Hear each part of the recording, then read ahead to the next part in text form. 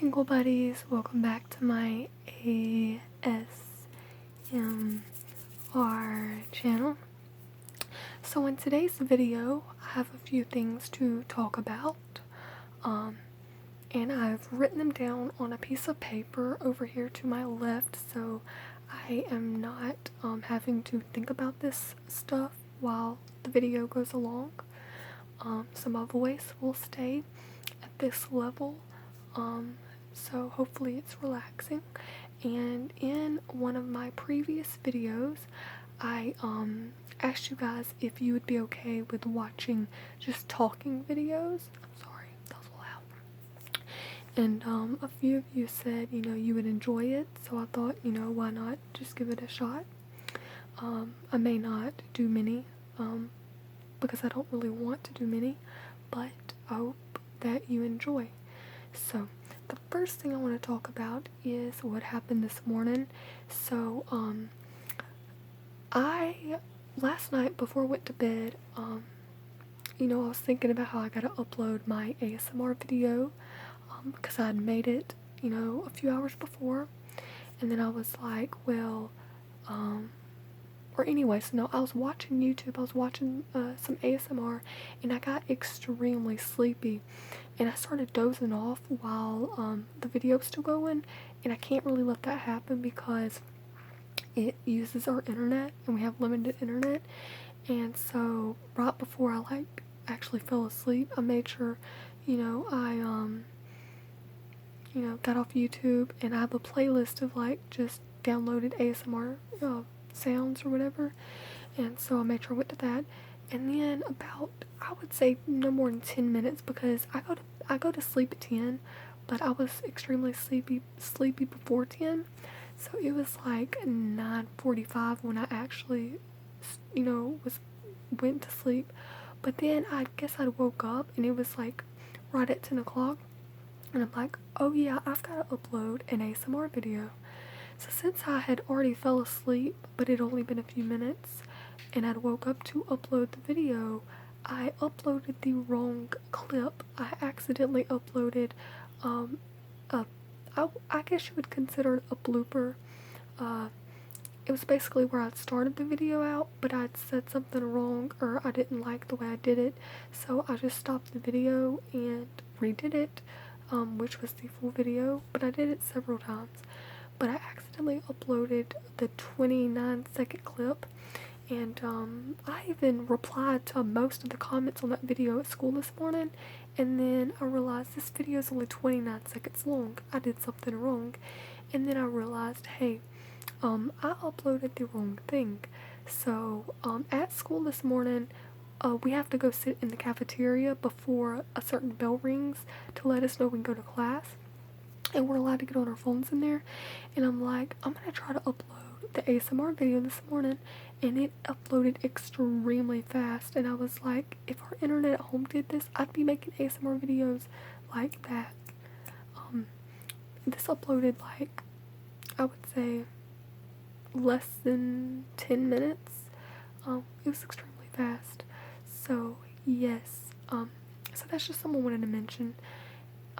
So I might start uploading ASMR videos at school sometimes. I do know if you live in America, obviously, by the time my videos get uploaded, they usually don't get uploaded till early in the morning.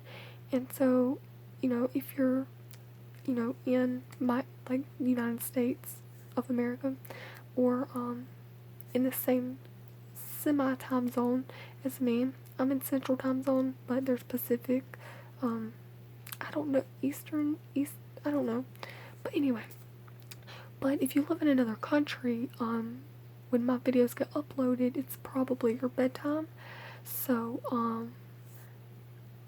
I don't really know what percent of viewers I have where in the country I live in, but if you live in my country, I'm assuming you usually would watch mine at night, so you'd wait, but I could be wrong. But anyway, so, yeah, it only got 130 views before I realized it, so I deleted it. Whatever. So the next thing is, I wanted to mention, I did make a playlist. So if you go on my channel, there's a playlist with, names of different videos. So I have one like tapping and eating videos and role plays. So if you want to go check that out, if you want to find a specific video, not all of my videos are on the playlist, but I'm trying to put most of my videos in playlists. So the next thing is a 1,000 subscriber Q&A. So right before I hit 1,000 subscribers, I would say, you know, 50 subscribers or less to 1,000, I am gonna put a video out specifically for Q&A questions that you can leave in the comments below, and I will do that. But don't do it in this video because I'm gonna reply to them like I normally would. But in that video, I'm not gonna comment back. I'm just going to write them down and answer them in a video. And yeah, so I'll get into more in that video. Okay, so the next thing I wanted to talk about is I want to mention a few things you may not know about me. They're not necessary to mention at all. I just, I'm not embarrassed to say these things. A lot of people might be embarrassed or whatever to say these things in public, but I'm not, because I know I'm not the only one.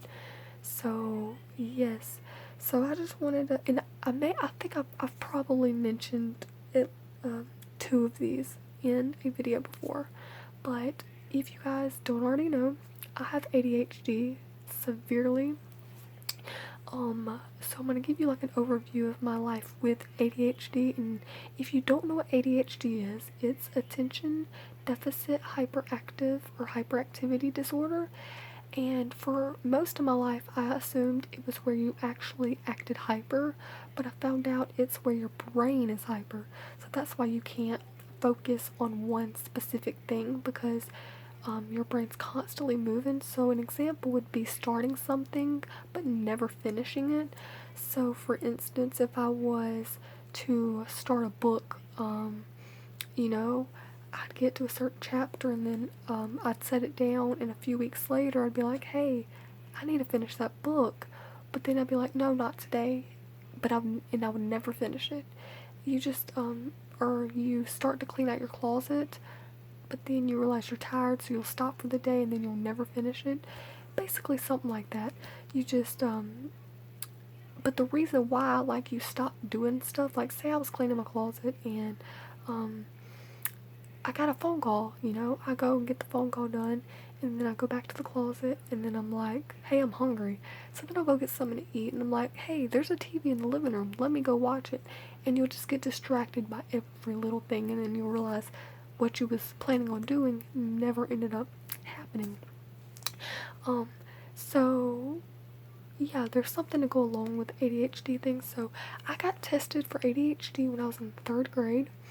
And I got put on medicine, and then in 4th grade and 5th grade I took ADHD medicine. I don't know the name, I think it was Vyvanse. And then in 6th grade I did not take ADHD medicine at all. That's why I almost failed, because I never paid attention. 7th grade I started taking ADHD medicine again, but we didn't have enough money to get the original medicines. We had to go to generic, and the generic medicine was called Concerta, and it did its job, but it wasn't as good, And then in 8th grade I ended up getting insurance because my parents are divorced. So like, I don't know if this has something to do with it, but since my parents are divorced, my dad has to like give me and my sisters insurance, and so like we ended up getting insurance, and that paid for me to get the original ADHD medicine. So in 8th grade I started taking Vyvanse again, and then I've taken Vyvanse from 8th grade to now, which I'm in 10th grade. I don't take it out of school except the days I clean or need to do something. And I will admit, I rely on my medicine way too much, and I shouldn't, because you can actually get addicted to ADHD medicine. It's not a joke. and I may be wrong, I've heard two different things. The first thing I've heard is ADHD is basically like a prescription medicine of marijuana. I don't know if that's true, but I've also heard it has some of the same ingredients meth does, or so it's a methamphetamine. But either one, basically you can get addicted to it, and so yeah, but I'm definitely not addicted, but I do rely on it too much. So yeah. So if I had to live without it, I definitely could live without it, but it'd be hard because I depend on my medicine so much. But does ADHD rule my life? No. Um, I don't know. I just wanted to mention that. Just, I don't know. So the next thing is, in this one, I've never actually gotten tested for, but I could possibly have OCD, and I've definitely mentioned this in the video. I have several signs of OCD, but I also don't have several signs of OCD. I'll give you a few examples. One would be like, I like on my phone, where in my gallery, where my pictures are, I put every picture in a different folder. Like I've created several folders for pictures. I like my pictures to be organized. Like I have a folder for all my hairstyles I've done, all my pictures with my sister, all my pictures with my friends, screenshots, everything. Now crooked things do not bother me. If there's something crooked on the wall, I'm telling you, everything on my wall is crooked, doesn't bother me. But something else that bothers me, I guess you would say, is like, an example of this is in our kitchen. We have a cup cabinet, and on the bottom right side it's only coffee cups, and on the bottom left side it's right against the wall there is specific cups. There's 3, and then there's also measuring cups right in the front, and on the top it's all of like the special cups with like designs, and the bigger cups like water bottle cups. And anytime my mom puts cups up and it's not in the right spot, it gets on my last like nerve. Like, I don't know, it bothers me so bad. I'm trying to think of another example. I'm trying to look around my room. I don't know, I just have several signs of OCD. Time management. I'm very good with time management. So like every morning, and I've mentioned this, but I have I can tell you the time I do everything in my day. I pay attention very closely to time, so I'm never late because I hate being late. So if you were to ask me what I do at, let's just say 12 o'clock every day, I would say go to lunch at school, because that's the time we go to lunch. If you asked what I did at 4:10 every morning, I would say hit my alarm clock for the first time, because I hit the snooze button till 5:15. If you said, what do I do at 9 o'clock? I'd be like, I get ready for bed at 9 o'clock to make sure I'm in bed by 9:15 because I gotta go to sleep at 10. I keep up with time. So the other thing that I recently found out I had, and this is a disorder, and it's a reading comprehension disorder. So I don't know too much about this, but I've always known I had a reading disorder problem. I guess this is why I don't really read. I have read. I'm not, and I know how to read. Don't misunderstand me. I know how to read. I'm not stupid. But with me and reading, it doesn't get along very well. So, I'll give you some examples. So, if I'm reading a book, for instance, or let me know. Say I'm in English class and we have to read this, essay. So I'll read it, and then I'll get to the end and I'll realize, I wasn't paying attention to anything, any of the words, anything I was reading. So I'll be like, I can probably not even list one thing I just read. Nothing. So for me in reading, my problem is I just don't pay attention to what I'm reading. So my eyes will be going along with the words. I'll be saying them in my head, but I'll also be thinking about a totally different subject or topic. So I can be reading a essay about World War One, but also I can be thinking about what I'm gonna do next weekend. And then when I get done, I'll be like, what was this even about? The only thing I remember is something about, what I was gonna do next weekend.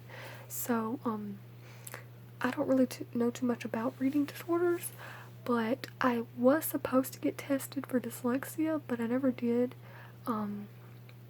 I don't think I have dyslexia though, because I don't read things backwards. I know that's not, exactly all that dyslexia is, but I don't know. I'm not saying I don't or do. I've never gotten tested though, but yeah, so basically my reading disorder just interferes with me comprehending what I read. So, and also I don't have a really wild imagination, so when I read, I cannot really understand it. So that's why I'd much rather watch the movies of books that, like the Hunger Games, for instance. I can much better understand it when I'm visually seeing it, if that makes any sense. I don't know.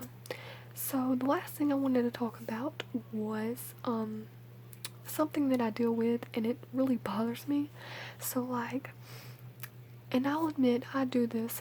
I'll do this. Okay, so when somebody tells me, oh, you need to read this book, or my friend and I, because my friend Jasmine, she loves to read, and she'll read walking everywhere at school. Like she'll read walking to break, walking to lunch, walking to the bathroom, probably, I don't even know. She's in a higher grade than me. She's in 11th right now, but we ride the bus together, so that's how I know her. And so she'll always be reading, and I'll be like, why are you reading so boring? And then she'll be like, why don't you read? And I'm like, because I have a reading disorder. Or somebody will, be like, I'm trying to think of an example. Why don't you understand this work? Why aren't you focusing right? And I'll be like, oh, I have ADHD.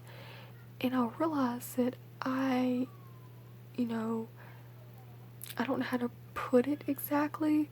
So I guess you would say I'm sorry, I'm getting distracted by the noise in the background. My sister is watching Kid Behind the Camera, a YouTube channel that I'm subscribed to, and I recently told her about him, and now she's flipping out and watching all their videos. Side note. Anyways, I'm trying to focus, and I get distracted a lot. But anyway, so, I realize I'm very I like to use my disorders and disabilities, as ways to get around things. So if somebody was to tell me, oh, you need to read this book, I'd be like, no, I have a reading disorder, I can't do that. And that's a very bad thing to get in the habit of, to always use the excuse of, oh, I have ADHD or I have a reading disorder, because that you shouldn't do that. And I know I shouldn't. But another thing is and I don't know if I'm the only one, but I feel like it's okay to call your own self stupid sometimes, because I'll admit, I'll say, oh, I'm so stupid, oh, that was so stupid of me. Or if I'm doing work and I got the wrong answer, and I'm with a friend, I'll be like, yeah, I got this wrong, I'm so stupid. But when a friend calls you stupid, or somebody else, it's different. It's it's alright for you to call yourself stuff because it's you, but when other people call you it's not okay. So this one example came up yesterday. So we were doing work, and we had to get partners, and one of my friends is with me. We're partnering up in world history, and she was I was trying to find the answer, but I couldn't find it because I kept reading. And another thing with the reading disorder thing, I'll read questions on test over and over and over again before I understand what the question's saying. But anyway, back to the thing. So I was reading, and I'm like, I don't understand what this is saying. I kept reading. She's like, you're so stupid, you know that? And I don't really argue with her. I'm like, yeah, I know I'm stupid, because it's alright for me to say I'm stupid. I mean, once I say it out loud, really on camera, it don't really sound right. Like, you shouldn't call yourself stupid either. But like, I feel like if somebody's gonna call you stupid, it should be you. Because, I don't know. But it just, it really makes me mad when, other people, you know, will say stuff about my disorders, or like, also, um, like when I have to take state tests. I don't know if every state, um, and I don't know anything about other countries, but if you live in the United States, I don't know if you have to take state tests at your school, but where I live, you have to take state test. And the thing about state test is, you go into a room, and now they're all on computers, but I'm in special ed, so I have to go in a separate room with a few other people, because there's a few other people. Now, I'm in the special ed, and a lot of people get this very confused with the special ed that, autistic people are in, people with Down syndrome. I'm not in that. Special ed stands for special education, and it's in any classified class that gives you special education. So, for instance, if you're very smart, there's a thing in our school called REACH, and if you're in that class, that's considered special education because you're special, you're getting special treatment. Now, when I was at the junior high, the teacher would go to all the classes with us, and all the special ed kids would switch to the same class. But at the high school, there's one room, and there's a teacher for science, history, math, and English, and they'll basically, depending on what class, they may go to your class with you or not.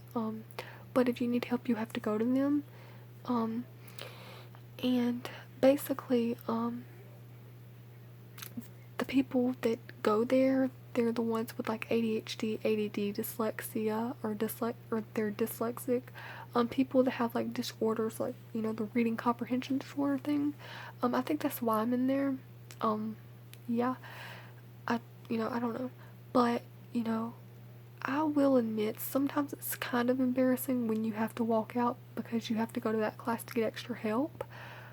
But also, when I was in junior high, I felt like I was getting special treatment. I thought I was, it's cool.